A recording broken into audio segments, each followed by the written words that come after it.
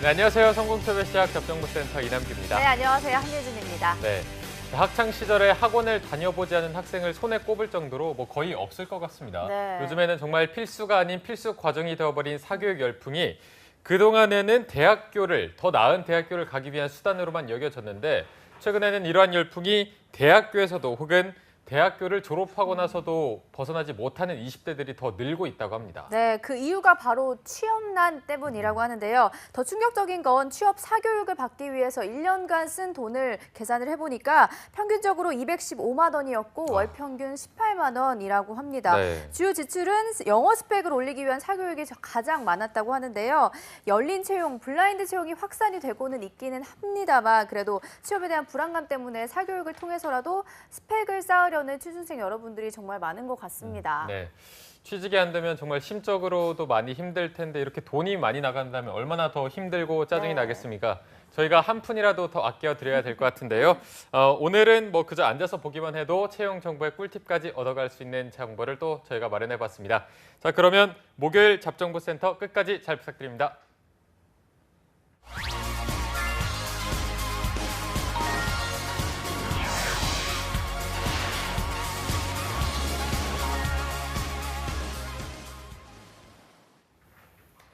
네, 채용 공고가 뜬 후에 전략을 짜면 늦습니다. 채용 공고가 뜨기 전에 미리미리 준비를 해야겠죠. 전문가들의 날카로운 시선으로 하반기 공채를 대비하는 잡정보센터 특집 여름날의 기적 시즌3 오늘도 계속됩니다. 네, 이번 주는 현대차그룹 금융계열사 공채 전략에 대해서 짚어보고 있는데요. 오늘은 합격의 마지막 관문인 면접 전략에 대해서 알아보도록 하겠습니다. 네. 오늘 함께 하실 분은 트러스트원 취업 컨설팅의 송진원 컨설턴트님 함께 하겠습니다. 어서 오십시오. 안녕하십니까? 안녕하세요.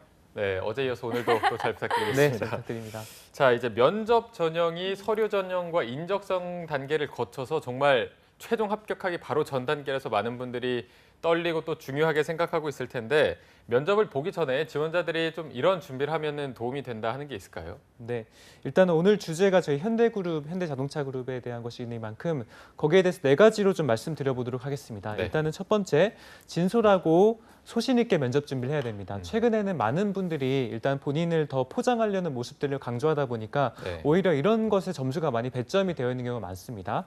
두 번째는 적극성을 가지고 열정적으로 해야 된다는 점입니다. 진솔하지만 본인의 했던 것들은 과감하게 어필할 줄 아는 그런 인재가 필요합니다. 세 번째는 여유 있는 태도와 긍정적인 에너지입니다. 어쨌든 요즘에는 취업이 어렵다 보니까 많은 분들이 쫄려하시고 또 많은 분들이 그 긴장을 많이 하는데 그럴수록 오히려 면접관은 이 사람은 꾸밈 있는 인재가 될 수도 있고 또는 본인의 모습을 보여주지 못하는 인재구나라고 말씀드릴 수도 있어요. 네. 마지막으로는 단정한 옷차림과 자세입니다.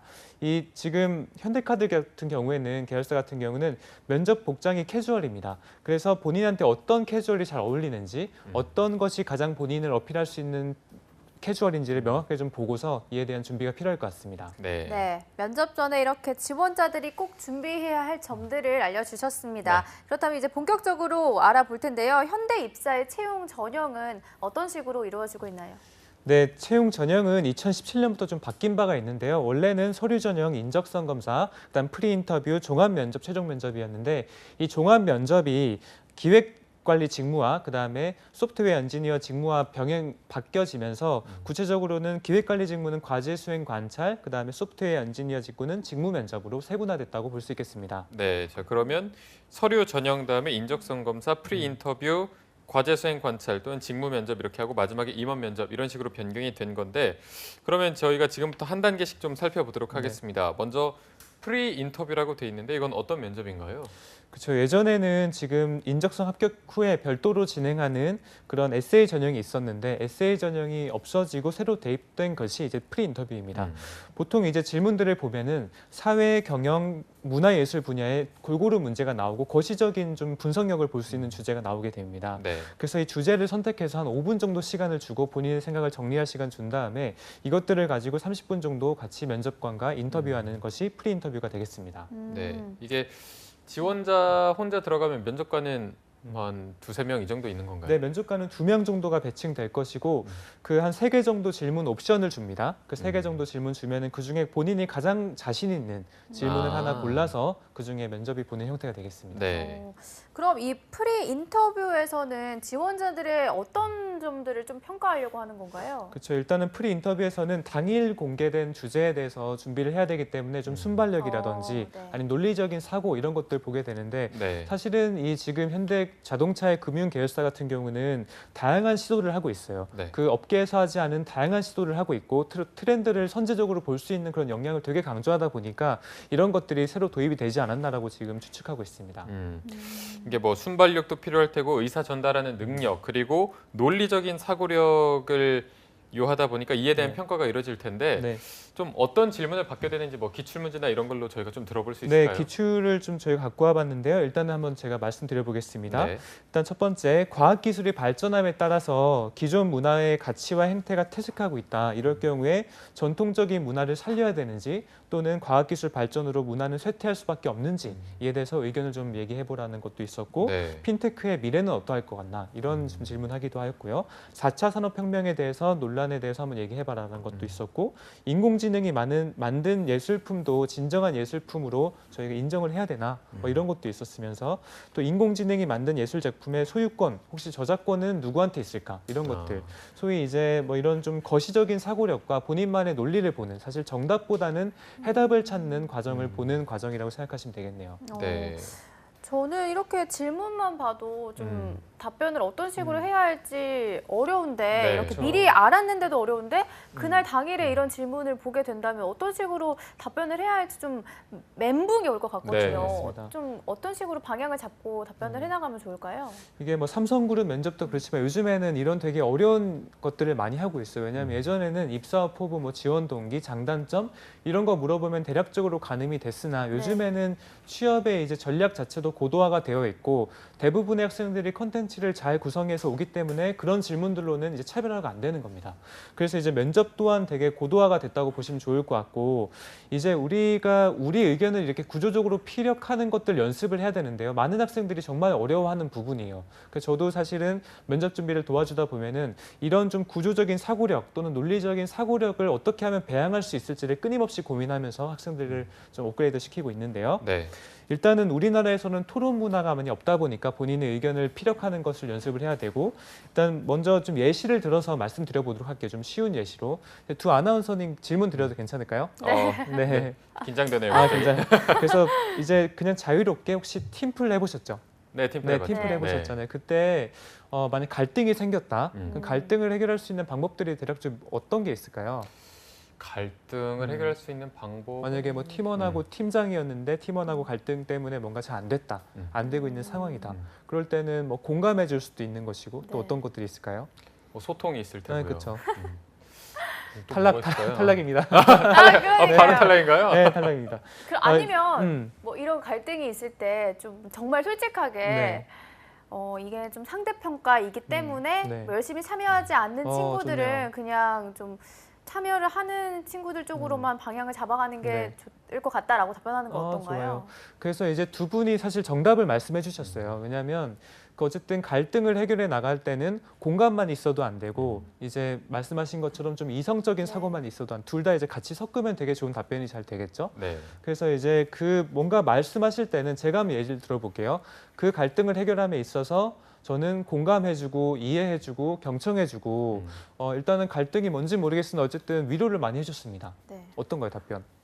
좀 어색하죠, 네. 맞죠? 네. 그렇다고 너무 갈등을 뭔가 논리적으로 정연하게 보니까 그 부분은 그 친구가 잘못했고 내가 이 부분 잘못했기 때문에 서로 화해하자라는 것도 조금 이상하고 그 결과적으로 뭔가 내가 하고자 하는 액션에 대해서는 항상 근거가 명확해야 되는데 근거를 항상 두 가지 정도를 명확하게 좀 제시해야 됩니다. 그게 이제 논리적 사고력 또는 말하기의 구조화라고 하는 것인데요. 그래서 소위 여기서 이제 베스트 댄서라고 한다면 선제적으로는 그 친구가 마음이 상했을 수 있기 때문에 먼저 공감해주고 들어주는 것에 먼저 제가 집중을 했다. 하지만 듣고 나서 보니 장기적으로는 이 비전을 같이 만들어야 되기 때문에 우리가 어떤 부분을 서로 핀트가 안 맞았는지 또는 어떤 부분을 서로 협의할 수 있는지를 다시 한번 조율하면서 갈등 해결했다. 뭐 이렇게 된다면 말하는 거에 대해서 구조가 이제 들어간 거예요. 네. 맞죠? 그다음 학생들하고 저희가 이제 많이 연습하다 보면은 이 말의 프레임워크 자체가 지금 부족해요. 그래서 프레임워크를 구성하는 방식은 예를 들어 만약에 발표를 해보라고 했다면 보통은 서론하고 본론, 결론 정도는 누구나 다 합니다. 요즘에는 서론에 어떤 얘기를 할 것인지, 본론에 무슨 얘기할 것인지, 결론에 어떻게 닫을지는 다 얘기를 해줘요. 네. 근데 잘 못하는 친구들과 잘하는 친구들의 합격 그 기준을 보면은 일단은 잘 못하는 친구들은 본론에 하나 정도 주제밖에 없어요. 서론에 지금 이런 상황이기 때문에 이런 것들을 해야 된다. 그럴 경우에 기대 효과가 어떻게 될 것이다. 이 정도밖에 없거든요. 근데 잘하는 친구들, 소위 PT 면접에서 좋은 점수를 받는 친구들은 본론이 세분화가 되어 있습니다. 현재 효과가 이렇기 때문에 상황이 이렇기 때문에 본론에서는 단기적인 나는 이렇고 이하는 이렇고 중장기적으로 사망까지 고민해야 된다. 그때 외부적인 이슈는 어떤 것들이 있고 내부적인 이슈가 어떤 것들이 있으니까 이때 기대 효과는 어떻게 나눠질 수 있겠다. 맞죠? 그래서 이런 식으로 구조화된 말하기 연습을 하는 것이 가장 중요하다고 보겠습니다. 네.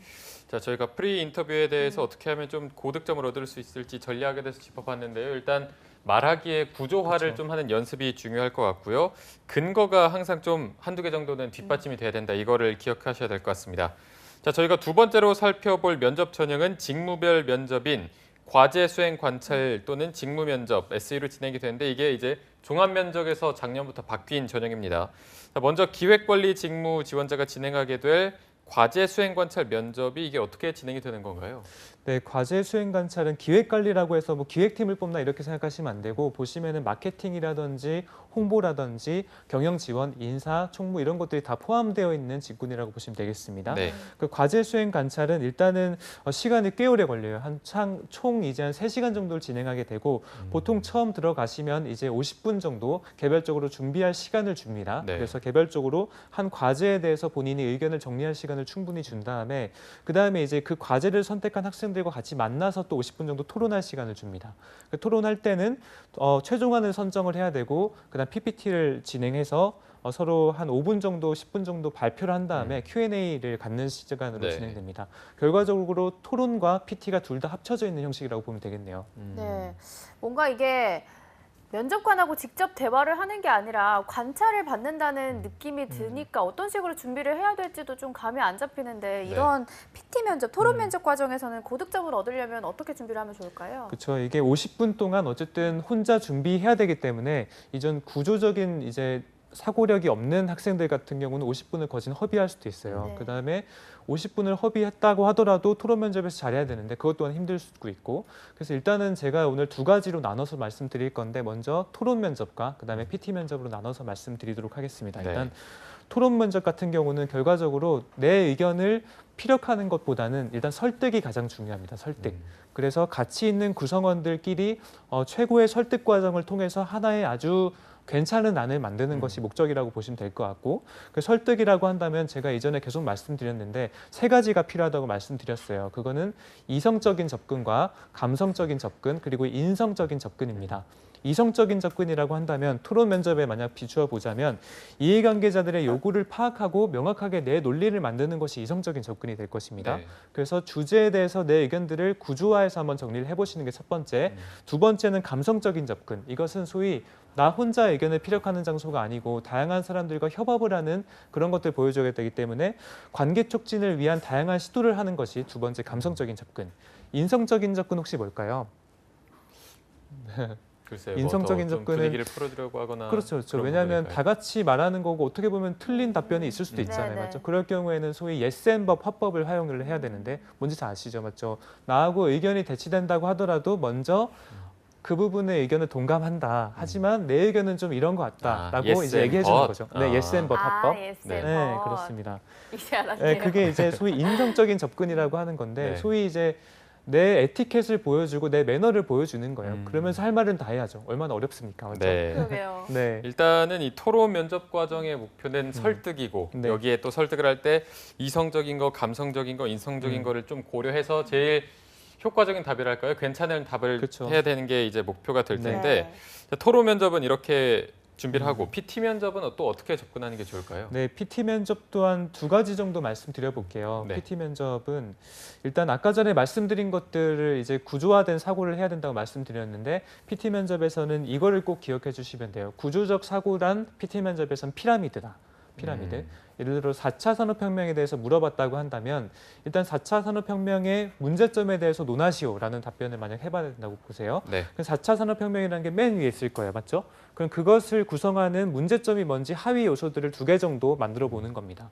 예를 들어서 AI가 도입됐을 때 이런 문제점이 있을 것이고 빅데이터를 잘못 활용했을 때 이런 문제점이 있을 것이다. 그럼 지금 세모가 이제 그려지는 것이죠. 그럼 AI에 대한 대안을 또 2개 정도 마련하시고 빅데이터에 대한 그런 문제점에 대한 대안도 2개 정도 마련하시는 거예요. 그러면은 이제 소위 하나의 문제점에 대해서 다양한 뷰들이 지금 나오는 겁니다. 맞죠?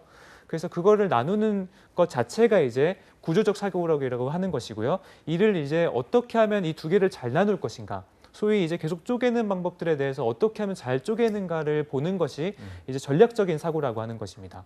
전략적 사고라고 한다면 아까 전에 잠깐 제가 이제 갈등 해결할 때도 말씀드렸다시피 이제 그 갈등 해결하려면 공감도 해야 되고 이성적인 접근도 해야 된다. 또는 이 친구의 내면이 다치지 않게끔 내면의 사고도 해야 되고 외부적으로 우리를 둘러싼 갈등이 뭔지도 봐야 된다. 또는 창조적인 사고도 해야 되고 이제 이성적인 사고도 해야 되고 또는 단기적으로는 먼저 풀어줘야 되고 중장기적으로는 갈등을 이해해야 되고 이런 식으로 그 이제 나누는 것들에 대해서 논리가 들어가 있는 게 전략적인 사고예요. 그래서 좀 어렵지만 다시 한번 좀 말씀드리면 나눌 때는 논리력과 창조력 또는 이성적 접근과 감성적 접근 이런 식으로 한번 나눠보시는 게 가장 중요하겠습니다. 네. 그렇게 될 경우에는 이 피라미드가 나무가 뻗듯이 이제 여러 갈래로 뻗어질 것인데요. 그게 이제 로직 트리라고 하는 거예요. 네네. 그래서 논리의 나무라고 해서 이렇게 된다면 여러분들이 PT 연습할 때 전혀 이제 논리력에 대해서는 크게 부족한 점이 없을 것입니다.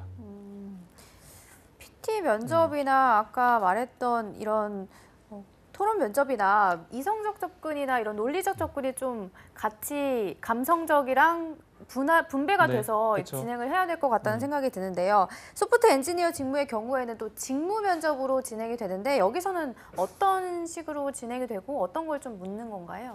그렇죠. 일단은 직무 면접이라고 말은 돼 있긴 한데 사실 그 코딩 테스트를 먼저 거치고 오거든요. 그래서 소위 진짜 이제 엔지니어 업무를 얼마나 잘할 것이냐에 대해서는 이미 검증을 많이 마쳤고 그 부분보다는 일단 과거 경험 구조화라든지 또는 어떤 핵심적인 프로젝트를 진행해봤는지 그때 어떤 것들 느꼈고 성과는 어떤 것들 달성했는지를 좀 보신다고 보면 되겠습니다. 그래서 이제 그 저희가 기출도 보니까 마케팅이라든지 전략, 경영 지원과 같은 좀 거시적인 트렌드에 대해서 한 문제에 대해서 선택을 해서 이거를 이제 하게 되는데요. 이 문제들은 보통 현업에서 이제 만들어지기 때문에 과연 현대카드 담당자라면, 현대커머셜의 담당자라면 어떤 것들을 지금 고민하고 있을까를 먼저 선제적으로 이해해보는 게 좋을 것 같네요. 네. 그래서 기출을 한번 저희가 알아보면은 실제로 이제 정부의 규제가 드론의 개발을 지금 느리게 하는데 과연 규제와 개발 중에 어떤 것이 더 먼저인가? 이런 조금 질문을 하기도 했고 자율자동차 도입이 빨리 이루어져야 되나 아니면은 좀 규제부터 먼저 해야 되나 두 번째 세 번째로는 3D 프린터가 도입되면 발전한 산업도 있고 이제 소위 잘 안 좋아질 산업도 있을 것인데 그 기준이 무엇인가 라는 것도 있었고요. 그다음에 사람의 예술 활동과 AI의 예술 활동이 뭐가 다른가 똑같은 예술 작품 아닌가 라는 의견도 있었습니다. 네. 네. 이게 또 아까 현대차 저희가 금융 계열이다 보니까 금융과 관련해서 이런 이슈를 다루는 문제도 나오나요? 그렇죠. 왜냐하면은 지금 어쨌든 이 금융이라는 금융사 자체이기 때문에 금융에 대한 당연한 그 지식이 뒷받침돼야 될 것 같고요. 네. 하지만 현대카드의 지금 정태영 회장님께서 계속 말씀하시는 것들이 디지털화예요. 금융이라는 얘기 별로 안 하고 계속 이제 디지털을 강조하시거든요. 네. 그래서 어떻게 하면은 소위 이 디지털을 활용해서 엔지니어로서 좀 영향을 발휘할 수 있는지 어떻게 하면 이 디지털을 연계해가지고 우리의 새로운 수익원이 발견될 수 있는지를 고민을 좀 해봐야 될 것 같네요. 네. 자, 그러면 이제 직무 면접을 할 때 좀 고득점을 얻으려면 어떤 식으로 접근하는 게 좋을까요? 그렇죠. 일단은 기출을 저희가 좀 보니까 코딩 테스트 했다고 거기에 대해서 이제 안 물어보는 게 아니라 코딩 테스트를 했는데 그때 이제 어떤 것들에 대해서 알고리즘을 풀어갔는지에 대해서 묻기도 하니까 그 부분은 꼭 이제 염두에서 가시고요. 네. 그다음에 이제 분석 경험 등 과거 경험 구조화를 많이 물어봅니다. 근데 이제 공대생 분들은 대부분의 분들이 과거 경험 구조화를 되게 어려워하세요. 예를 들어서 많이 나오는 질문 중에 하나가 높은 목표를 설정하고 이것을 달성해봤던 경험이 있으면 말해봐라. 이런 질문에 대해서 만약에 이제 답변을 만든다면은 보통의 목표들은 되게 추상적이고 어려워 보이지가 않아요. 그냥 영어 공부 열심히 해서 토익을 몇 점 맞는 게 목표였다. 또는 이제 외국인 친구 몇 명 사귀는 게 목표였다. 또는 뭐 대회에 나가서 2등 안에 드는 게 목표였다. 뭐 이런 식으로 하는데 물론 어렵긴 하지만 어렵게 보이지 않는다는 겁니다. 그래서 이 목표는 항상 목표 얘기가 나오면 과감하고 측정 가능한 높은 수준의 목표라는 것을 꼭 강조해줘야 되고요. 그다음에 쉽게 달성할 수 없다는 것들을 단서들을 계속 제공해줘야 돼요. 네. 소위 이 목표는 정말 어려웠고 나 또한 어려운 목표를 지금 향해가는 과정이었다라고 꼭 얘기해줘야 되고 그다음에 목표가 항상 구체적이고 직관적이어야 됩니다. 네. 그다음에 뭐 여러 가지 물어보는 것들이 있는데 네. 협력에 대해서도 많이 물어봐요. 협력. 그다음에 왜냐하면 소위 이제 엔지니어분들은 뭔가 이제 혼자 하는 프로젝트도 꽤 많기 때문에 이 협력에 관한 것도 많이 물어본단 말이죠. 그 협력은 여러분들이 이제 팀워크를 하게 되면 아까 전에 수평적인 협력이 거진다예요. 그 안에 프리라이더도 생기고 뭔가 끌고 가는 사람도 생길 텐데 네. 근데 협력은 회사 내에서 협력은 좀 수직적입니다.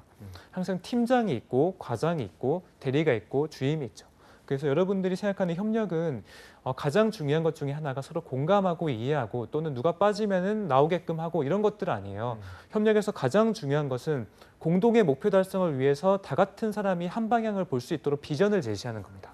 그게 팀장이건 팀원이건 간에 한 방향의 비전을 제시해주고 그 과정에서 합의를 이끌어내기 위한 다양한 노력들을 해야 됩니다. 그 과정에서 너무 딱딱해질 수 있으니 공감도 하고 이해도 해야 되는 것이고요. 네. 네. 그럼 뭐 아까 좀 적극적인 것도 피력을 해야 된다고 하는데 적극적인 건 좀 어떤 식으로 평가를 하나요? 그렇죠. 적극적인 것은 여러분들이 이 문항을 만약 물어보면은 대부분의 분들이 그냥 열심히 했다라는 것만 강조하는 거예요. 네네. 밤새고 뭐 한번 코피도 흘리고 열심히 했다라는 것만 강조하는데 네. 근데 이제 적극성이란 것도 평가 기준에 의거하면은 다양한 기준들이 세분화돼 있어요. 근데 하나 먼저 말씀드릴 건 자원 관리 역량이라고 혹시 들어보셨나요? 자원 관리요. 네, 자원 관리. 자원에는 어떤 세 거죠? 가지 정도가 있는데 네. 일단은 인적 자원이 있을 것이고 그다음에 시간적 자원이 있을 것이고 아, 마지막으로 어제 했던 인물 네, 금이 맞습니다. 이거군요. 네. 네. 네. 물적 자원이 있겠죠. 그래서 적극성이라고 한다면 그냥 열심히만 하는 게 아니라 얼마나 스마트하게 열심히 했는지를 보는 거예요. 그 내가 얼마만큼 자원이 있고 내가 활용 가능한 인적 구성이 어떻게 되고 이런 것들을 명확하게 본 다음에 항상 그 시간의 제약이 항상 있어야 됩니다. 시간의 제약에 의해서 여러분들이 한 3가지 이상의 방식으로 이 스마트하게 뭔가 하나를 이뤄가고자 끊임없이 도전했다. 이런 게 이제 적극성이라고 보는 거죠. 네. 그러면 이제 또 뭐 뭔가를 계획하고 이런 부분도 물어볼 텐데 이거에 대한 기준 또 어떻게 되나요? 그래서 계획을 왜 물어보냐면 보통은 회사에서 핵심 인재들 또는 일을 잘하는 사람들은 대부분 시간 관리를 아주 철저하게 해요. 네. 보통은 일주일짜리 플랜도 있지만 한 2년, 3년 넘는 장기 프로젝트도 있단 말이죠. 네. 근데 대표이사가 와가지고 그렇게 물어보는 거예요. 2년하고 한 3일 됐어요. 근데 김 대리 지금 어디까지 했나 물어보면은 그 일 잘하는 사람들은 소위 고성과자들은 지금 단기 계획과 중장기 계획 그리고 일별 계획과 주별 계획 그리고 월별 계획인데 어떤 거 보여드릴까요? 라고 이제 되게 세분화돼서 준비한다는 거죠. 그래서 여러분들도 계획을 할 땐 항상 최소 단기적 계획과 중장기적 계획 그리고 그 안에서 세분화돼서 일주 계획은 어떻게 되고 그것들이 4번 모이면 월별 계획이 될 것이고 월별 계획이 12번 모이면은 연별 계획이 되는 거죠. 네. 결과적으로 여러분들이 좀 미시적 사고와 거시적 사고를 연결해가지고 내가 시간 관리 어떻게 쪼개는지에 대해서 물어보는 게 이 계획성이라는 부분입니다. 네. 알겠습니다. 그리고 또 준법 정신에 관해서도 기업에서 항상 물어보는 네. 것 같은데요. 네. 이 부분에 대해서는 어떤 식으로 대비를 하면 좋을까요? 그렇죠. 준법 정신은 특히나 이 금융 계열사는 가장 중요한 것 중에 하나예요. 아무리 일을 잘하고 여러분들이 핵심 역량 갖고 있어도 여기서 이제 탈락하게 되면은 패스 페일에서 바로 페일 당할 수가 있어요. 네. 그 준법 정신에 대해서 탈락하는 사유에 대해서 말씀드릴 테니까 좀 잘 보시면 좋을 것 같고요. 일단 법이나 규칙, 규정 준수 필요성에 대해서 인식을 못하는 경우 또는 개인적인 이익 또는 손해 때문에 규칙 규정을 어기는 경우 또는 공익의 중요성을 인식 못하고 사익성을 중요시하는 경우 그러니까 소위 이제 이런 것들이 뭐 컨닝을 해봤냐 네. 또는 이제 불법을 저지른 경험이 있냐 또는 이제 횡단보도를 걷는 경험이 있냐 이런 것들인데 사실은 거기선 철칙을 좀 고수하셔야 됩니다. 네. 그래서 FM적으로 답변하시는 게 가장 중요합니다. 맞아요. 다른 쌤들도 강조하는 게 정직이나 준법 정신과 관련한 질문에서는 좀 강경한 모습, 단 한 발자국도 물러설 수 없다. 이 부분을 좀 어필하고 하셔서 이 부분은 항상 좀 절대로 물러서지 않겠다. 이런 그렇죠. 마음가짐이 좀 필요할 것으로 보입니다. 근데 좀 궁금한 게 너무 이렇게 강경한 태도를 보이면 네. 또 어떻게 보면 좀 고집이 세 보일 수도 음. 있잖아요. 이 부분은 좀 우려가 되는데 어떻게 생각하시나요? 그렇죠. 이게 면접관들도 사실 물어보면서 좀 웃길 거예요. 왜냐면은 이런 것들이 회사에서 많이 이루어지잖아요. 맞죠? 네. 그래서 이제 묻는 사람들도 사실은 이게 면접관의 이제 평가표를 만들다 보면은 윤리성에 대해서는 무조건 한 발짝도 물러서지 않는 사람을 채용하라고 해요. 그러니까 결과적으로 윤리성에 대한 느낌이 나면은 그냥 밀고 나가는 게 맞습니다. 아, 왜냐면 이 부분은- 평가표에 의거해서 하기 때문에. 네. 아니면 네. 뭐 선배가 잘못을 저질렀는데 네. 이런 거를 봤다. 네. 뭐 어떻게 할 거냐 이런 질문은 어떻게 해야 그렇죠. 되나요? 그 저번에 이제 저희가 왜 떨어졌나 나왔던 학생 아, 중에 한대화라는 학생이 있었는데 네. 그때 이제 시험 기간에 맞아 시험 기간에 네. 컨닝을 해서 아, 맞아요. 반칼로 잘랐죠, 맞죠? 네, 네. 잘랐는데 조금 아쉬웠던 점은 그 친구한테 훈계하듯이 이렇게 네, 하면 안 네, 된다라고 네. 했기 때문이에요. 근데 그럴 경우에는 선배가 만약 그렇게 하자고 했으면 선배님 제가 이제 저한테 도움 주시려고 했던 부분 너무 감사합니다. 하지만 그러니까 거절은 하되 거절을 하고 나서 그 사람하고의 인간관계 또한 계속 이어나갈 수 있는 장치들 마련해야 되는 거죠. 네. 음. 말씀하신 이성과 감성을 정확합니다. 알겠습니다. 네. 기분이 좋네요. 자, 합격 다시 합격 추가 합격입니다. 네. 감사합니다. 자, 이번에는 최종 관문인 임원 면접에 대해서 자세히 알아보도록 하겠습니다. 임원 면접은 또 어떻게 진행이 되나요? 네, 임원 면접은 썸머 인턴십의 경우에는 정직원 전환형이기 때문에 네. 그 인턴 면접 인턴하면서 다 평가가 될 거기 때문에 임원 면접 따로 없어요. 하지만 어. 이번에 준비해야 될 하반기 채용 같은 경우는 정직원으로 바로 채용하기 때문에 임원 면접이 꼭 진행됩니다. 네. 그래서 임원 면접에 대해서 필수적으로 준비하셔야 됩니다. 네. 정말 필수고 정직원으로 채용되기 마지막 관문이라고 하니까 정말 중요하고 대비를 철저하게 해야 될 텐데 임원 면접이라고 하면 우리 취준생 여러분들에게 좀 멀게만 느껴지는 것 같고 좀 두려워하시는 분들도 많습니다. 어떤 식으로 준비가 필요한지 고득점 전략을 속 시원하게 짚어주시죠. 네. 그렇죠. 임원 면접은 저희가 이제 계속 말씀드렸다시피 임원들은 평가표를 갖다 주면 좀 싫어하시기도 하고 네. 사실은 뭔가 이제 정답이라는 게 좀 애매하긴 합니다. 근데 하지만 이제 금융권, 특히나 이제 채용에 대한 이슈가 여러 가지 많았던 금융권에 대해서는 아무래도 평가 기준이 명확해지고 근거를 남겨야 되는 것이 명확해지기 때문에 임원 면접 또한 이제 구조화된 형태로 진행될 확률이 좀 큽니다. 그래서 네. 준비를 철저하게 하고 저희 잡정보센터의 방송 잘 활용해서 이런 평가 기준들을 명확하게 좀 숙지를 한 다음에 그거에 대해서 이제 5점 만점의 답변을 만들게 되면은 결과적으로 임원 면접은 충분히 고득점할 수 있는 근거가 생긴다고 볼 수 있겠는데요. 네. 일단은 현대 그 이제 자동차의 금융 계열사에 대해서는 한 가지 키워드를 꼭 말씀드리고 싶어요. 네. 저번에 잠깐 말씀드린 것인데 디지털 인류학에 대한 이해를 해야 됩니다. 디지털 인류학. 네. 이게 이제 무슨 말이냐면은 이제는 인간이 디지털 인터페이스를 빼놓고는 살 수가 없죠. 저희 또한 지금 뭐 스마트폰이라든지 항상 여러 가지 상황들에 디지털이 녹아져 있는 상황이고요. 네. 그래서 어떻게 디지털하고 상호작용하고 있고 또 기술적 맥락에서 어떻게 활용하고 있으며 어떻게 생활하고 있는지 또 기술이 인간과 어떻게 하면 상호 호혜적인 관계가 될 수 있는지를 계속 고민을 해야 됩니다. 거기서 나온 것들이 이제 소셜 리스닝이라고 하는 것인데요. 소위 디지털은 오프라인에 있을까요? 온라인에 있을까요? 만약에 질문 드려본다면?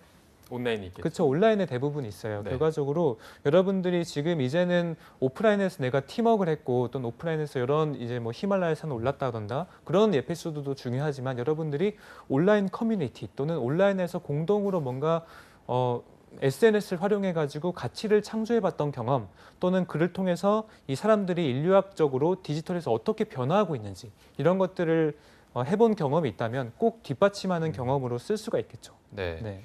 근데 이게 뭐 금융 계열사라고 금융적인 지식이나 금융적인 경험만 무조건 어필하는 게 좋은 건지 아니면 다른 일상적인 부분을 네. 어필하는 게 좋은 건지 혹시 뭐 네. 다른 부분을 어필해서 합격한 사례가 좀 있나요? 그렇죠. 이제 금융 계열사긴 하지만 사실은 가장 중요한 것은 금융이 이제 어디 쓰이는지 보면 됩니다. 네. 결과적으로 현대카드는 우리가 결제할 때 쓰는 수단이죠. 네. 결제를 어디다 하냐면 저희가 의식주에 대해서 한단 말이죠. 그러니까 카드사라는 거는 결과적으로 라이프 스타일 전반을 이해하는 영역이 가장 중요해요. 네. 알겠죠? 그래서 소위 일상에서 디테일을 찾는 영역을 되게 많이 강조를 하셔야 될 것이고 예를 들어 저희 합격자 중에는 파리바게트에서 그냥 그 정규직도 아니고 아르바이트로 하다가 그 사례를 중점적으로 썼어요. 네. 아르바이트 하면서 어떤 손님들이 왔고 좀 아르바이트 오래 했더라고요. 1년 반 정도 했는데 네네. 1년 반 정도 하다 보니까 손님들의 트렌드가 어떠하고 어떤 방들을 주로 찾고 SNS를 통해서 이 방이 강조가 되면은 이 방의 매출이 얼마만큼 늘더라. 그래서 그때 본인의 커뮤니케이션 스킬이 이런 쪽으로 좀 바뀌었다. 이런 것들을 썼는데 합격을 최종적으로 했고 임원 면접에서 충분한 그 좋은 사례로 남았단 말이죠. 또 현대카드 입사한 분들 중에는 정육점 하다가 정육점을 하시다가 정육점을 접으시고 소위 현대카드로 경력직에 입사하신 분도 있으세요. 네. 근데 결과적으로 이제 정태용 회장님도 계속 이제 인터뷰에서 말씀하시는 게 우리는 금융에 대해서 특화는 됐지만 금융에 대해서 관심 있는 인재가 아니라 우리 삶 전반에 대해서 관심 있는 인재를 채용한다. 그렇기 때문에 지금 뭐래던 간에 지금 그냥 하고 있는 것 중에 일상에서 디테일을 찾았던 인재의 경험이 있다면 그것들을 강조하는 것이 가장 중요하다고 한 경험이 있습니다. 네, 네. 알겠습니다. 그리고 자소서를 작성할 때뿐만 아니라 면접에서도 이 지원 동기에 대해서 굉장히 많이들 물어보시는데 네. 왜 떨어졌나에 나오는 취준생 여러분들만 봐도 이 부분을 정말 어려워하고 있거든요. 그렇죠. 어떤 식으로 준비를 하면 좋을까요? 네, 지원 동기는 일단은 이 항목은 명확하게 뭔가 평가 기준이 있는 회사도 있고 소위 있는 회사 같은 경우는 산업군 적합도가 한 30% 정도, 그다음에 직무 적합도가 70% 정도가 들어갑니다. 네. 하지만 그렇지 않은 곳들은 거진 패스 올 페일로 우리 회사 소위 읽는 사람에게 감동을 줬거나 읽는 사람에게 우리 회사의 핏이 맞다는 인상을 줬다면 합격할 확률이 높은 것도 사실 맞는데요. 그래서 가장 중요하기도 한 것이기 때문에 많은 분들이 어려워하세요. 네. 그래서 제가 좀 일단 구체적으로 말씀을 드리면은 일단은 왜 현대 계열사에 대해서 지원을 했는지, 왜 이 금융사인지. 근데 거기서 이제 소위 재무적인 느낌 또는 이제 이런 그 금융에 대한 느낌이 나는 게 아니라 아까 말씀드렸던 이 금융이라는 걸 통해서 이 회사는 우리의 의식주를 다루고 있고 또 디지털화를 섞어서 더 많은 것들을 온라인과 오프라인의 경험으로 엮고자 한다. 그래서 사실 문화 마케팅도 많이 하고 있는 부분도 있어요. 그래서 이제 금융이라는 키워드에 넘어서 이 금융에 더해서 이 회사가 어떠한 것들을 컨셉으로 지금 가져가고 있는지를 산업군 적합도로 넣으시면 좋을 것 같고요. 직무 적합도는 명확하게 이제 지원하는 직무에 대한 관심도를 보여줘야 됩니다. 네. 하지만 아까 말씀드린 디테일을 찾는 능력이 중요하다고 말씀드렸죠. 단순히 프로젝트를 했거나 공모전 했거나 이런 것들 쓰는 것이 아니라 거기서 내가 어떤 액션을 했고 어떤 옵션이 있었는데 어떤 결과 과정을 통해서 내가 그 행동을 했는지, 그래서 그것 때문에 내가 현대카드에 왜 지원했을 때 어떠한 기여점을 발견할 수 있는지를 구체적으로 얻는 게 가장 중요합니다. 네. 네. 그래서 피해야 할 사례를 좀 말씀드리면 네네. 저희가 많이 이제 잡정보센터를 아마 안 보신 분이겠죠. 안 보신 분들은 이제 이 회사가 소위 뭐 금융사 중에 1위라서 또는 기업 문화가 좋아서 또는 이제 그 다양한 조직 문화가 발전하고 있어서 이런 단어들을 쓴단 말이죠. 근데 그렇게 쓰면은 안 됩니다. 이거는 왜냐하면 나에 대한 얘기를 써야 되는데 회사가 이제 당연히 이제 아시다시피 그러니까 내 뷰는 나에 대해서 있어야 돼요. 회사에 대해서 있으면 안 되고. 아시겠죠? 네. 본인 내부한테 그쵸. 좀 더 비유가 있어야 내가 된다. 어떤 역량을 갖고 있는지를 회사에 알리는 과정이기 때문에 회사가 너네 이러니 내가 지금 지원한다는 느낌이 되면 안 되는 거죠. 아, 네, 알겠습니다. 너무 당연한 건데 많은 분들이 네. 잘 아직도 모르고 계시네요. 네. 자, 지원 동기 평가 기준까지 임원 면접까지 저희가 어떻게 하면 좀 고득점을 얻을 수 있을지 전략에 대해서 살펴봤습니다.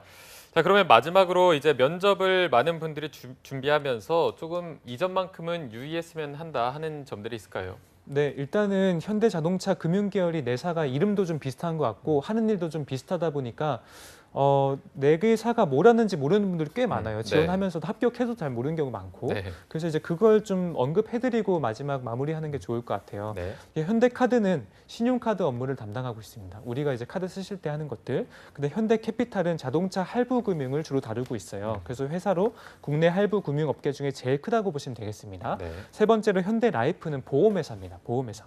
그래서 생명보험회사를 5년 전에 인수했어요. 그래서 정확한 보험회사라고 보시면 좋을 것 같고, 근데 올해는 이제 인턴 모집 참여를 하지 않고 있어요. 네. 참고하시면 좋을 것 같고, 현대커머셜 같은 경우는 기업금융회사입니다. 기업금융. 그래서 좀 생소하실 수도 있겠죠. 비즈니스적으로 내사가 연계하는 경우도 되게 많아요. 하지만 어쨌든 각사가 명확한 업무 그 인더스트리를 갖고 있기 때문에 내가 지원한 회사는 과연 어떤 업무를 하고 있는지 또 현안은 무엇인지를 좀 거시적으로 보는 안목이 필요하겠습니다. 네, 알겠습니다. 어제 취준이에 이어서 오늘까지 네. 우리 취준생 여러분들을 위해서 열변을 토해 주셨습니다. 네. 오늘 도움 말씀 주신 트러스트원 취업 컨설팅의 송진호 컨설턴트님 고맙습니다. 고맙습니다. 네, 잡정보센터 1부에서 준비한 내용은 여기까지고요. 잠시 후 2부에서는요. 박하윤 캐스터와 함께하는 일자리 방방곡곡이 준비되어 있고요. 네, 그리고 세계 시장에서 더 유명한 자랑스러운 우리 기업들입니다. 히든 챔피언 기업의 채용 정보를 알아보는 시간도 마련되어 있으니까요. 네, 어디 가지 마시고요. 채널 고정.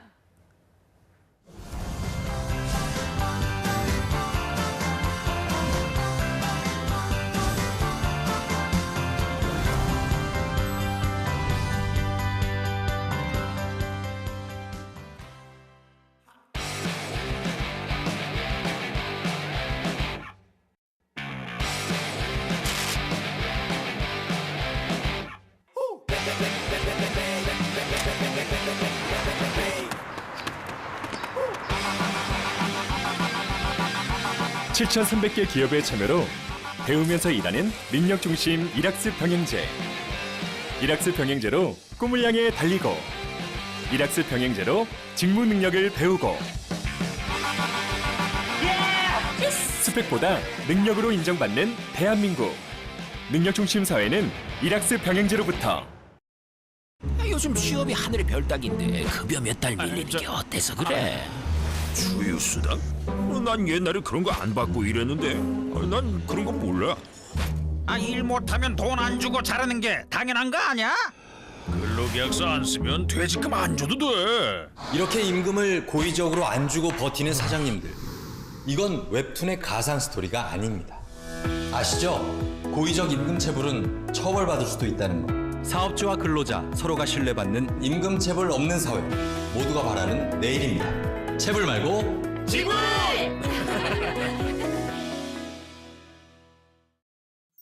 슬플 거라 생각 말아요. 그런 사연 없어요. 불편할 거라 생각 말아요. 그런 사연 없어요. 힘들 거라 생각 말아요. 그런 사연 없어요. 사랑하고 존중하는 우리는 다양한 가족의 모습을 존중할 때 행복이 더해집니다. 오늘도 행복해요.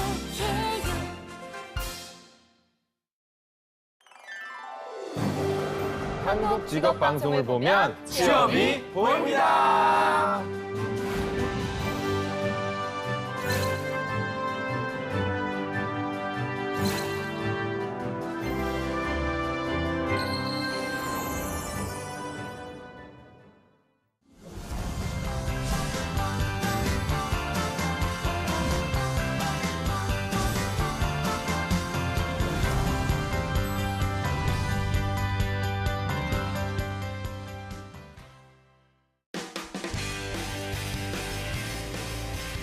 네, 성공취업의 시작 접경고센터 2부의 문을 또 활짝 열어봤습니다. 저희가 2부에서는요. 전국 각지의 생생한 채용 소식을 만나보는 일자리 방방곡곡이 준비되어 있고요. 네, 그리고 세계 속에서 자랑스러운 대한민국의 강소기업들을 만나보는 시간 히든 챔피언스 리그도 준비되어 있습니다. 먼저 일자리 방방곡곡부터 바로 만나보시죠.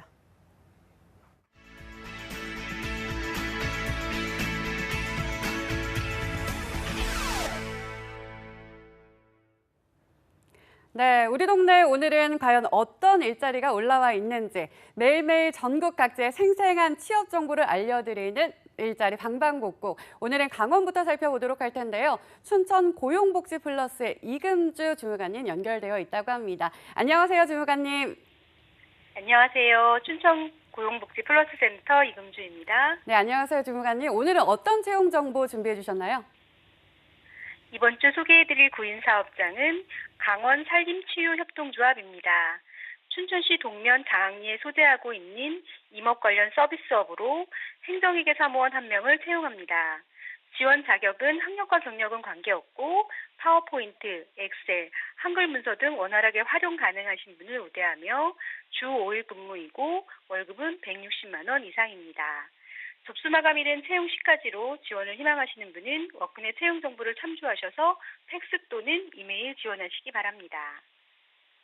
네, 학력과 경력 모두 무관하다고 하니까요. 관심 있으신 구직자분들은 많은 지원 부탁드리겠습니다. 주무관님, 다음 소식은 무엇일까요? 다음으로 소개해드릴 구인사업장은 삼원 주식회사입니다. 강릉시 교동에 소재하고 있는 시설물 유지관리 서비스업으로 격리사무원 1명을 채용합니다. 지원 자격은 경력은 1년 이상, 학력은 관계없고 컴퓨터 활용 능력 우수자, 회계 프로그램 사용 가능자를 우대하며 직무는 아파트 회계 및 사무 업무이고 주 5일 근무입니다. 월급은 170만 원에서 180만 원 사이이고 접수 마감일은 채용 시까지로 지원을 희망하시는 분은 워크넷 채용 정보를 참조하셔서 팩스 또는 이메일 지원하시기 바랍니다. 네, 격리사무원 1명을 채용한다고 하니까요. 관심 있으시다면 지원해 보시는 것도 좋을 것 같습니다. 주무관님, 오늘 말씀 감사합니다. 감사합니다. 네, 다음으로는 청주의 서은혜 주무관님 전화 연결이 되어 있다고 하는데요. 안녕하세요, 주무관님.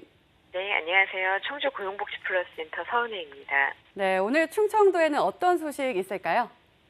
네, 이번 주에 소개해드릴 구인사업장은 의료법인 노은의료재단입니다. 충북 진천군 문백면에 소재한 의료진으로 현재 방사선사 1명을 채용하고 있습니다. 지원 요건으로는 학력은 전문대졸 이상이고요. 현재 신입사원 모집하고 있습니다. 근무 형태는 주 5일, 급여는 월 180에서 200만 원으로 면접 후 협의 가능합니다.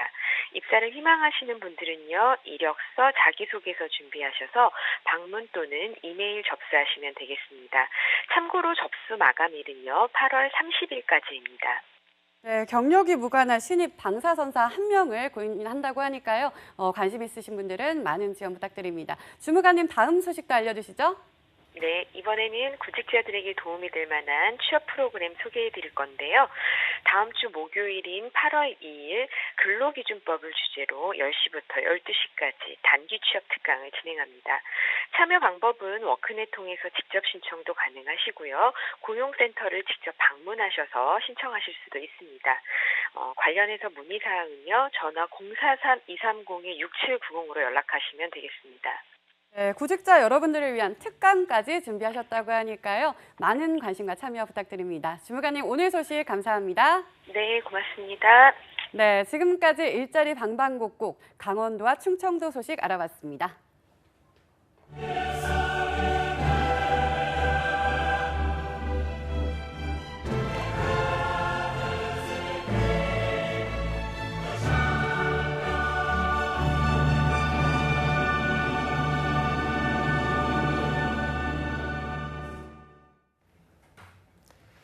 네, 해외에서 더 유명하고요. 대기업의 성장률보다 더 높은 성장률을 가지고 있고 회사와 내가 함께 같이 커나갈 수 있는 강소기업들의 채용 정보를 알아보는 히든 챔피언스 리그 시간입니다. 네, 오늘 도움 말씀 주실 분은 취업포털 커리어의 김현아 컨설턴트님과 함께하겠습니다. 어서 오십시오. 안녕하십니까. 안녕하세요. 취업포털 커리어 김현아입니다. 네. 이게 대본에는 뭐 현아쌤 오랜만에 뵙는다고 되는데 저희는 처음 보는 분이라서 그동안은 쭉 안 나오시다가 이제 다시 나오게 된 건가요? 네, 중간에는 제가 학생들 좀 취업 준비 도와주느라고 조금 바빠서 잠시 쉬었습니다. 네, 이제는 좀 바쁜 게 다 지나고. 네, 조금 잠깐 수그러들었는데 아마 하반기 시작하면 다시 바빠지지 않을까 그럼 다시 싶습니다. 또 못 보는 건가요? 네. 이렇게 한 번 뵙고. 1년에 한 번 정도? 아니요, 자주 오겠습니다. 네. 감사합니다. 자주 찾아주셨으면 좋겠습니다. 네, 그리고 또 제 왼쪽에도 새로운 얼굴이 또 있습니다. 오늘 함께해 주실 2부의 도우미 박하윤 캐스터 함께하겠습니다. 안녕하세요. 안녕하십니까. 박하윤 캐스터는 제가 오가면서 잠깐 인사만 했고 제대로 본 적이 없어서 오늘 이렇게 방송에서 또 처음 뵙게 됐는데 오늘 또 많은 취준생분들이 보고 있으니까 어떤 소감이고 좀 어떤 각오로 임하겠다 한마디 부탁드리겠습니다. 네, 저는 이 프로그램 항상 즐겨보고 있었거든요. 정말요? 항상 이 자리를 탐내고 있었는데 이렇게 정말인가요? 대답을 안 해주시네. 언제 보셨죠? 제가 분장을 받으면서 항상 틀어놓고 보고 있는데 오늘 열심히 하겠습니다. 네, 알겠습니다. 네, 잘 기대를. 또 부탁을 드려보겠습니다. 네, 알겠습니다. 자, 그럼 현아쌤 오늘 소개해 주실 히든 챔피언 기업은 어디인가요? 네. 오늘 제가 소개해드릴 기업은 국내 팹리스의 선도주자인 텔레칩스입니다. 네, 또 하나도 모르는 기업들이 나왔는데 팹리스가 어떤 분야인지도 감이 안 오고 좀 어떤 사업을 하는 기업인가요? 네, 텔레칩스는 비메모리 반도체 설계와 개발을 전문으로 하는 회사입니다. 팹리스는 반도체 생산 공장 없이 설계와 개발만을 전문으로 하는 것을 말하는데요. 미국의 퀄컴과 엔비디아 등이 세계적인 반도체 팹리스로 꼽힙니다. 텔레칩스는 국내에서 성장세를 일궈나가고 있는 몇 안 되는 팹리스 업체 중 하나로 많은 국내 팹리스 업체가 신규 성장 동력 발굴에 실패해 매출 정체 혹은 마이너스 성장하는 동안 텔레칩스는 시장 변화에 유연하게 대응하면서 꾸준히 매출을 높여나가는 기업입니다. 네.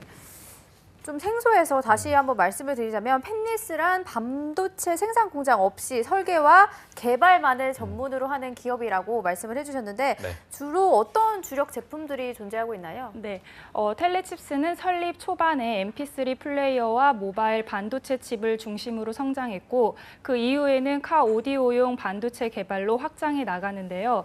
자동차 부품의 전장화로 차량용 칩 수요가 증가하자 사업 구조를 차량용 칩 개발로 전반 수정합니다. 현재는 주력 제품은 차량용 AP인데요. 이 제품은 차량 인포테인먼트 시스템에 속하는 AVN에 탑재되어 각종 음악과 영상 재생, 내비게이션 프로세싱, 스마트폰 연동 등 다양한 역할을 수행합니다. 네. 또한 최근 차량용 반도체 사업에서 한 단계 더 도약하기 위해 차량용 인포테인먼트뿐만 아니라 클러스터, 스마트 안테나, HUD 등 차량 내 새로운 응용 시장 제품을 개발하고 있습니다. 네.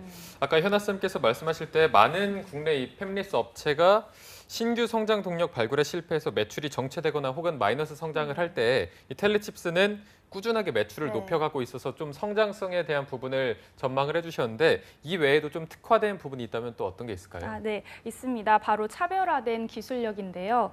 텔레칩스의 자랑이라고 할 수 있습니다. 텔레칩스의 차량용 반도체는 자동차에서 요구되는 높은 수준의 보안 레벨과 저전력 특성을 제공합니다. 또한 고객이 인포테인먼트 제품을 쉽게 개발할 수 있도록 칩셋, 개발 환경, 하드웨어 설계 레퍼런스 및 핵심 기술을 통합적으로 제공해 해외 경쟁사 대비 높은 경쟁 우위를 갖고 있는 것으로 평가받고 있습니다. 네. 이렇게 미래 성장력과 경쟁력까지 탄탄하게 갖춘 기업이다 보니 고객사도 그만큼 탄탄할 것 같은데 어떤 고객사들을 두고 있나요? 네, 텔레칩스는 국내 완성차 제조사인 현대자동차의 유일한 국내 중소 반도체 협력 업체입니다.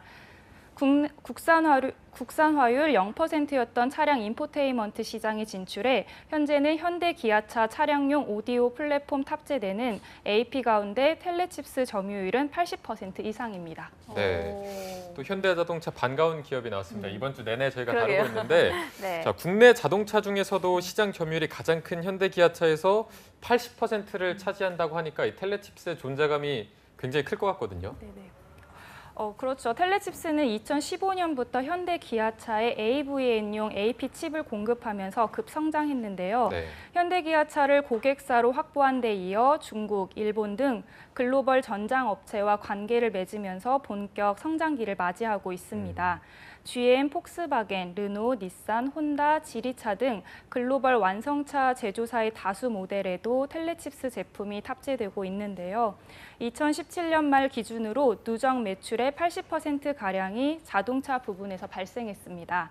현재는 현대기아차를 포함해 국내에서 판매되는 자동차 오디오용 반도체의 대부분을 텔레칩스가 공급한다고 해도 과언이 아닙니다. 또한 현대모비스는 물론 LG전자까지 텔레칩스가 설계한 칩을 사용하고 있습니다. 네. 현대 기아차뿐만 아니라 국내에서 판매되는 자동차의 오디오 대부분을 공급한다고 하니까 정말 대단하다고 볼 수가 있을 것 같은데 네. 매출액 또한 기대가 정말 됩니다. 어느 정도인가요? 네, 텔레칩스의 매출액은 2017년 기준으로 1,226억이고요. 단기 순이익은 15억입니다. 네. 제가 돈 얘기를 물을 때 항상 미소를 띠게 되는 것 같아서 좀 민망하긴 한데 매출액이 또 상당한 걸 확인할 수가 있었습니다. 앞으로의 그렇다면 텔레칩스의 영향력이랄까요? 이런 걸 또 어떻게 전망할 수 있을까요? 네, 최근 대형 고급차부터 중소형 차량까지 인포테인먼트 시스템이 강화되면서 핵심 부품인 AVN 반도체에 대한 수요가 계속 증가하는 추세인데요. 텔레칩스는 최근에 해외 매출처 다변화에도 열을 올리고 있습니다. 일본 업체와 중국 메이저 AVN 업체로 대규모 물량을 공급하기 시작했고 미국 법인 설립에 이어 독일의 유럽 법인을 추진하는 등의 매출처 확대해 나가고 있습니다. 네. 또한 상품군이 점차 다양화되고 있다는 점도 성장 가능성을 높이는 요인으로 꼽을 수 있는데요. 텔레칩스는 디지털 클러스터 어라운드 뷰 모니터링, 텔레매틱스, 스마트 안테나 등에 대한 솔루션 개발을 추진하고 있습니다. 이렇게 미래에도 이 텔레칩스의 영향력이 대단할 것으로 예상이 되고 있는데 이만큼의 결과물에 있기까지 기업이 걸어온 발자취가 궁금해집니다. 네. 이 부분은 박하유 캐스터가 소개해 주시죠. 네, 제가 소개해드리겠습니다. 네, 오늘의 기업 텔레칩스는요, 1999년에 설립돼서 2000년에 해외 유명 규격 인증 획득 지원 기업에 선정되었고요. 발신자 정보 표시 칩 제품 수출을 개시합니다. 그리고 2003년에는 중국 심천에 사무소를 설치하고요. 2014년에는 일본 사무소를 설립합니다. 그리고 2015년에는 월드클래스 300 기업, 글로벌 전문 후보 기업에 선정이 되고요. 싱가포르 사무소를 설립합니다. 2016년에는 종속회사인 텔레칩스 USA와 주 TSD 반도체를 설립하고요. 2007년에는 벤처 1,000억 기업에 수상합니다. 앞으로도 국내 펠립스로서 영향력이 기대되는 텔레칩스의 연혁이었습니다. 네. 자, 박하영 캐스터가 말씀해 주신 것처럼 앞으로도 영향력이 더 기대되는 텔레칩스를 저희가 연혁을 통해 또 확인을 해봤는데, 자, 이제 이 텔레칩스라는 기업에 대해서 조금 더 본격적으로 알아보도록 하겠습니다. 먼저 복지 부분을 알아볼 텐데 많은 분들이 또 궁금해하고 있습니다. 복지는 수준이 어느 정도인가요? 네, 텔레칩스는 임직원 단체 보험 가입을 통해 각종 상해, 질병으로 발생한 의료비 및 약제비를 지원하고 있습니다. 그리고 전 임직원의 매년 건강검진을 실시하고 있고요. 또한 든든한 아침을 위해 사내 카페에서 샌드위치, 김밥, 음료 등 조식을 무료로 제공합니다. 그리고 직원 편의를 위한 카페 및 라운지를 운영하면서 전신 마사지 이용 및 간이 운동시설을 사용할 수 있고요. 휴식을 통한 재충전을 적극 지원하는 자유로운 휴가 사용과 장기 근속 휴가 및 휴가비를 제공하고 있습니다. 그리고 신규 입사자 부서 적응을 위한 멘토링 제도, 부서 순회 교육 실시, 호프데이, 외부 초청 강사의 강연, 창립 기념일 행사, MT 등 주기적 각종 이벤트를 개최하면서 즐거운 조직 문화를 형성하고 있습니다. 네. 저는 쭉 들어보니까 이 든든한 아침을 제공해 주는 게 여기에 아까 체크를 하고 있었군요. 그래서 맞아요. 너무나 부럽습니다. 근데 원래 이 질문을 하고 복지를 물어봤는데요. 네. 이번에는 복지를 먼저 하고 이 질문을 하도록 하겠습니다. 연봉은 어느 정도인가요? 네, 2017년 기준으로 신입 입사자 평균 연봉은 3,500만 원입니다. 임직원 수는 272명입니다. 네, 저희가 취업인 뉴스에서도 들었지만 취준생 여러분들이 알기 힘들고 정보를 구하기 힘든 게 하나가 연봉이었는데 이렇게 바로 속 시원하게 제공을 또 해주시니까 네. 저까지 또 속이 뻥 뚫리는 기분입니다. 네. 자, 연봉은 3,500만 원으로 또 굉장히 높은 수준이고 복지도 좋아서 많은 분들이 더 이게 어떤 기업인가 궁금해하실 것 같은데 이 부분을 박하윤 캐스터가 채용 전형을 먼저 알려드리도록 하겠습니다. 네, 채용 전형 알려드리겠습니다. 이번 채용은 신입직 채용이 2분야이고요. 경력직 채용은 11개 분야로 모집을 하고 있는데요. 서울 송파구에서 근무하고 마감일은 7월 31일까지입니다. 먼저 신입 분야입니다. SOC 설계 부문과 소프트웨어 개발 부문인데요. SOC 설계 부분의 자격으로는 공학계열 학사 이상 졸업자 및 졸업 예정자이고요. ARM 기반의 SOC 설계, 비디오 앤 그래픽 디스플레이 관련 업무, 영상 처리, 그래픽 처리 경험자, 베리로그, VHDL 프로그래밍 기술입니다. 또 다음으로 소프트웨어 개발 부문의 지원 자격으로는 공학계열 학사 이상 졸업 및 졸업 예정자인데요. C 혹은 C++ 언어 중급 이상, 엔비디드 시스템 개발 경험자입니다. 여기서 중요한 점은 두 부문 모두 영어 가능자를 우대한다는 겁니다. 경력 채용에는 SOC 설계, 리눅스 시스템 개발, RTOS 시스템 개발, 오디오 디바이스 드라이버 개발, 시큐리티 솔루션 개발, 솔루션 기획, 또 C 사업부 세일, C 사업부 FAE, 그리고 오토매티브 사업부 FAE, 그리고 사업 상품 기획 전산관리 부문입니다. 개발 직구는 최대 3지망까지 지원이 가능하다고 하니까요. 이력서의 지원 분야를 포기하시면 될 것 같습니다. 네, 또 각 채용 부분마다 필수 자격 요건과 우대 사항이 다르기 때문에 꼼꼼하게 채용 정보를 확인하셔야 할 것 같은데요. 지원 방법은 채용 포털에서 지원하시면 될 것 같습니다. 네. 아유, 고생하셨습니다. 영어가 많아서 랩하시는 줄 그러니까요. 알았어요.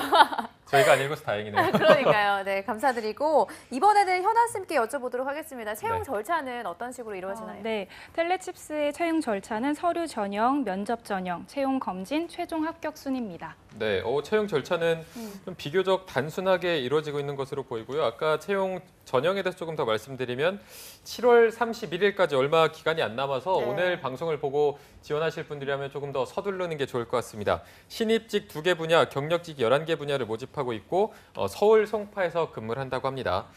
자, 이제 저희가 채용 절차까지 알아봤는데 현아쌤이 오늘의 기업 텔레칩스를 추천하는 이유가 따로 있을 것 같아서 이 부분도 좀 여쭤보겠습니다. 네, 보통 대기업에 입사하면 전체 일부만 관장하게 됩니다.